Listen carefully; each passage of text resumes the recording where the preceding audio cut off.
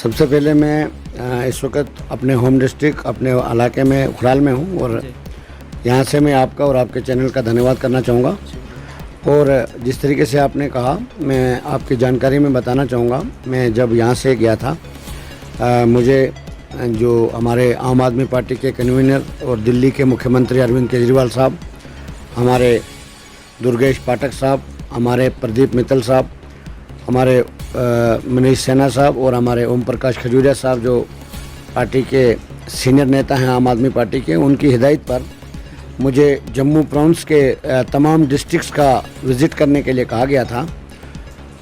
उसमें मैं जब यहाँ से गया तो मैं आपको बताना चाहूँगा, मैं यहाँ से जाते ही मेरा डोडा, भद्रवाह, किश्तवाड़, पाडर तक मैं पहुँचा, गुंदो, बहुत सारे इलाके जो बीच में आते हैं रूट पे, तो सभी जगहों पर कहने का मतलब है कि हमारा जो खिता चुनाव जिसको हम कहते हैं, तमाम डिस्ट्रिक्ट्स मैंने कवर किए। उसके बाद मैं उधमपुर पहुंचा। उधमपुर के बाद मैं दूसरे दिन सीधा कठुआ चला गया और कठुआ से वापस आके फिर मैं दिल्ली चला गया। और जिस तरीके से आपने एसपीओज़ की बात की, 18 तारीख को, इसी महीने की 18 तारीख को मैंने होम मिनिस्टर ऑफ इंडिया जनाब अमित शाह साहब को उनके कार्यालय में जाकर एक मेमोरेंडम दिया, जिसमें हमें पता था कि उनका विज़िट जो है जम्मू कश्मीर होने वाला है। तो मैंने मुनासिब समझा, क्योंकि यहाँ पर कुछ लीडर ऐसे हैं जो सिर्फ अपनी वाहवाही लूटने के लिए काम करते हैं, बाकी जनता से वो काफ़ी दूर हैं, गरीब जनता से काफ़ी दूर हैं। मैंने मुनासिब समझा कि मैं दिल्ली में जाके हमारे होम मिनिस्टर साहब को मैं जम्मू कश्मीर के जो ज़मीनी सतह की हकायक है, हकीकत है, वो मैं उनको बज़रिए मेमोरेंडम वहाँ पर दे दूँ। और वो मैं 18 तारीख को दिल्ली में उनके कार्यालय में जाकर एक मेमोरेंडम दिया और प्राइम मिनिस्टर साहब के कार्यालय में भी एक मेमोरेंडम दिया। देखिए जी, पार्टी कोई भी मैटर नहीं करता है, मैटर करता है इंसान का काम। मैं जो भी काम करता हूँ, मैं किसी भी पार्टी से नहीं हूँ। सेवा सिंह बाली किसी पार्टी से नहीं है, पार्टियाँ सेवा सिंह बाली से है। मैं बगैर किसी खौफ के, बगैर किसी दबाव के एक गरीब जनता की आवाज़ उठाता हूँ।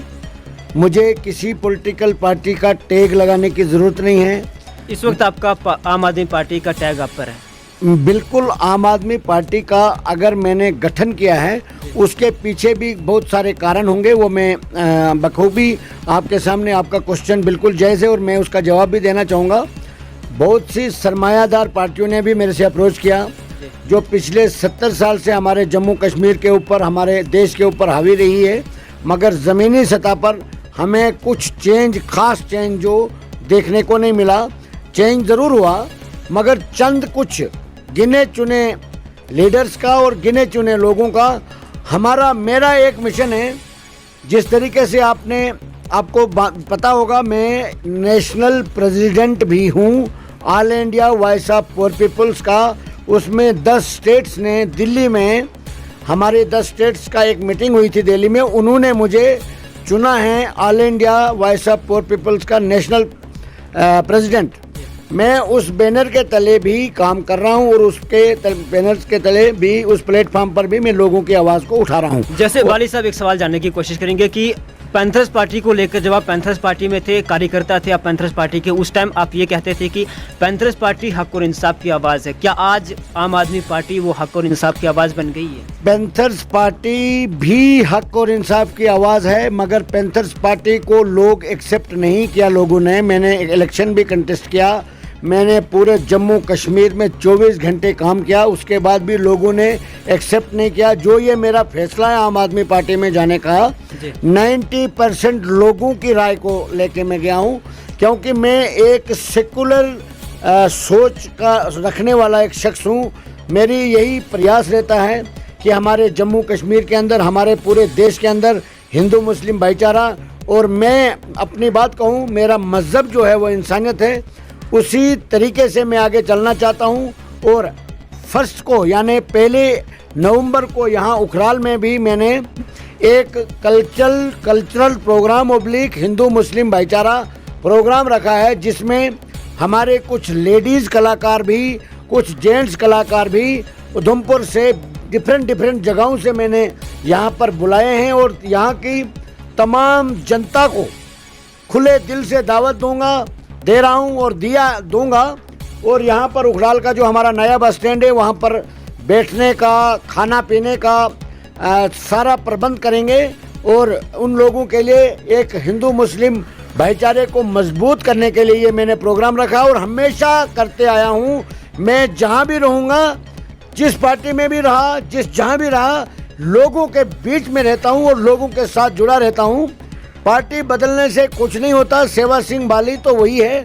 सेवा सिंह बाली का ये अपना इलाका है। अपने इलाके में जिस तरीके से अपना परिवार होता है, इस इलाके को मैं कभी नज़रअंदाज नहीं कर सकता जी। बिला शक लोगों ने बार बार मुझे मायूस किया होगा, मगर सेवा सिंह बाली फिर भी लोगों के बीच में रहता है और लोगों के साथ मरते दम तक लोगों की आवाज़ को बुलंद करता रहूँगा। बशर्ते कि जैसे आपने मेरे से पूछा, लोगों ने मुझे एक्सेप्ट नहीं किया।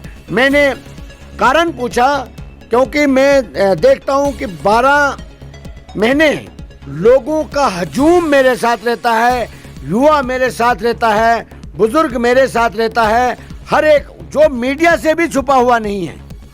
उसके बाद जब इलेक्शन होता है तो इलेक्शन में हम नाकाम रहे। इसका मेन कारण क्या? आपकी पार्टी मेन कारण थी या फिर आप कारण? वो उनका कहना यही है कि आपकी पार्टी अगर आगे होती तो हम आपको वोट भी देते। लोगों की देखिए, आजकल का जो दौर है, युवा जो है पढ़े लिखे हैं, वो फ्यूचर को देखते हैं। वो सोचते हैं कि अगर ये जीत भी जाएंगे तो ये क्या करेंगे। ये बड़ी बदकिस्मती हमारी, क्योंकि मैं आपको बताना चाहूँगा कि हिंदुस्तान के प्रधानमंत्री, हमारे रेस्पेक्टेड प्रधानमंत्री जो हैं नरेंद्र मोदी साहब, वो पूरे देश में उन्होंने इलेक्शन कैंपेनिंग में यही कहा कि गुजरात के मॉडल पर मैं डेवलपमेंट करना चाहता हूं पूरे देश में, मुझे वोट दीजिए। अगर आपके स्टेट में भी आपकी हुकूमत होगी और सेंटर में भी आपकी हुकूमत होगी तो बहुत ज़्यादा डेवलपमेंट हो सकता है। और लोगों ने उस बात को माना और उन्होंने जी भर के वोट दिया। बाकी सच्चाई तो ये है कि जब वो गुजरात के मुख्यमंत्री थे तो सेंटर में कांग्रेस की सरकार थी, मगर लोगों को वही भाषा समझ आई।